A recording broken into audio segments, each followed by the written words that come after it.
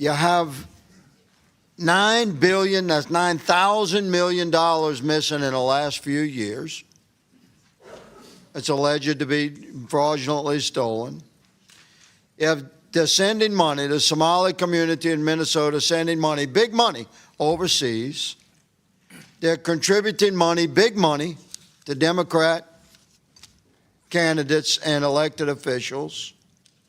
The Democratic political machine in Minnesota has benefited from this criminal network of Somali immigrants who have systematically stolen billions of dollars of federal charitable money, essentially. Guys, you are not gonna believe the absolute bombshell that just dropped in the House Oversight Committee. Chairman Jim Jordan walked in and dropped a hammer that Keith Ellison never saw coming. We're not talking about some minor local scandal. We're talking about $9 billion in stolen taxpayer money in Minnesota. And Jordan is now connecting the dots directly from that massive fraud to Ellison's own campaign office. Today, I'm showing you the exact moment the hearing turned against Ellison, and why this dirty money trail is now a full-blown national emergency. Let's dive in. And Ms. Robbins, you're the chair of the Fraud Prevention Oversight Committee, is that correct? Yes.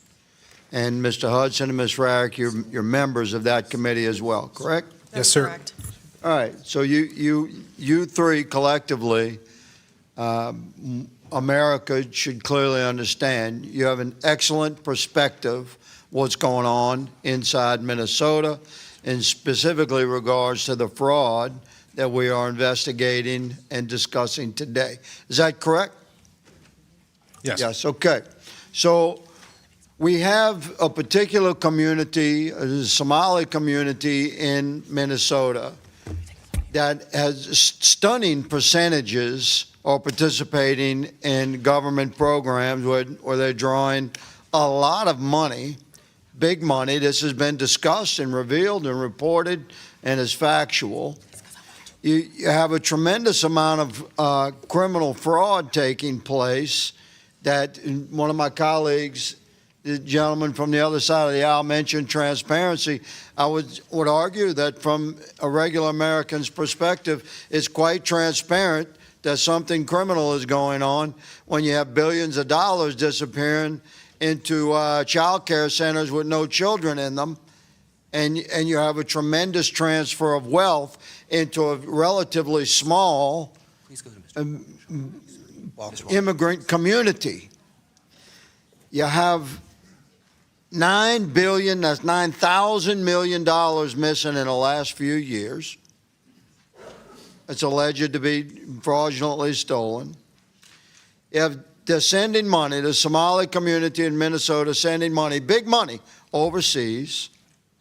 They're contributing money, big money, to Democrat candidates and elected officials. The Democratic political machine in Minnesota has benefited from this criminal network of Somali immigrants who have systematically stolen billions of dollars of federal charitable money, essentially. The good lady, my colleague, clarified this is money designed for poor folk that need a hand up. And we generally want that to happen in America in an effective manner. So this is the scenario that we are looking into today. Have I summed it up fairly well, Ms. Robbins? Yes, sir. And I would just like to add.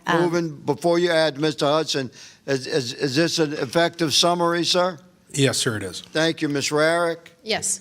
Thank you. So from the perspective of members of the Fraud Investigative Committee of the Minnesota State Legislature, we have a large criminal network with high percentages of participation in that criminal network from the Somali community in Minnesota. That community has tremendous influence within the political arena, specifically within the Democrat political arena in Minnesota. The Democrat political machine has been covering for this criminal network, and here we go to Governor Walz's involvement here, which is shocking to me, quite frankly, because I've been friendly with Governor Walz for many years. I served with him here. But can you discuss for me the governor's administration's involvement in intimidation and oppression and retaliation against whistleblowers? Ms. Robbins, have you had conversations with whistleblowers who have been treated like that by the Walz administration? Yes, I have. And can you tell us about that without naming the person or revealing stuff that's secret? Tell us how that retaliation would happen. So it happens in a variety of ways. They are demoted or reassigned, or they are told that they could lose their job and then their house or their pension or their retirement benefits or not qualify for unemployment. So it's... Well, that's very serious. That's very serious allegation. I would say that's criminal retaliation. Mr. Hudson and Ms. Rarick, have you seen similar? I would defer to Representative Rourke. Yes, so Representative Robbins and once in a while Representative Hudson have had multiple conversations with whistleblowers, and that is exactly what they said to us, especially in a face-to-face meeting in St. Paul. That is exactly Unbelievable. what they said. Mr. Chairman, my time has expired, but this leans into the criminal spectrum, sir. I yield. Look at the scale. Jordan exposed that criminals siphoned off billions meant for children and housing. But here's the real gut punch. Testimony shows Ellison and Governor Walz didn't just ignore the red flags. They allegedly silenced the whistleblowers who were trying to stop it. Jordan's point is dead simple and brutal. You don't lose $9 billion by accident. You lose it by deliberately looking the other way while the system gets bled dry. This is the smoking gun moment. During the hearing, Jordan played a 2021 audio recording of Ellison meeting with people who were later convicted of fraud. In that tape, they literally tell Ellison, the only way to protect their business is by putting dollars in the right places and supporting the right candidates. Ellison's response? That's right, Jordan hammered him.